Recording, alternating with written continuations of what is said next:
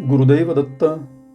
श्री गुरुचरित्राच्या अवतरणिकेतील 101 आणि 102व्या ओवींचा भावार्थ आणि संदेश.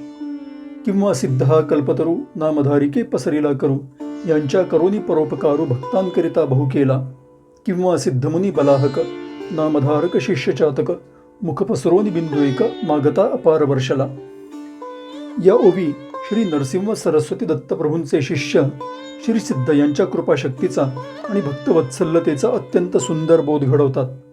या ओवीमधून श्री सिद्धांचं स्वरूप रूपकांच्या माध्यमातून उलगडत जातं. 101व्या ओवीमध्ये श्री सिद्धांना कल्पतरू अर्थात इच्छित फळ देणारा दिव्य वृक्ष अर्थात भक्तांच्या जगण्यामध्ये आशा, श्रद्धा आणि समाधान देणारा पूर्णत्वाला पोहोचलेला महात्मा म्हटलंय.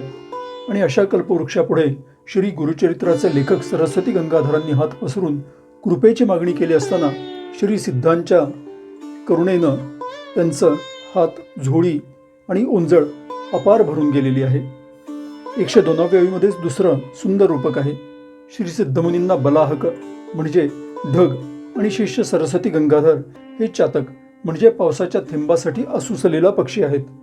चातक पक्षी जमिनीवरचं पाणी न पिता केवळ आकाशातून पडणाऱ्या पावसाच्या थेंबाची वाट पाहतो.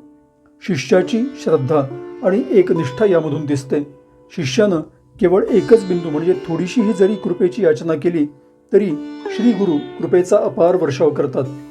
अमर्याद असलेली श्री गुरुकृपा मिळण्यासाठी श्रद्धा, नम्रता आणि एकाग्र भक्ती आवश्यक असते.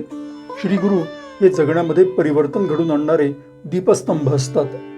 गुरुदैव दत्त.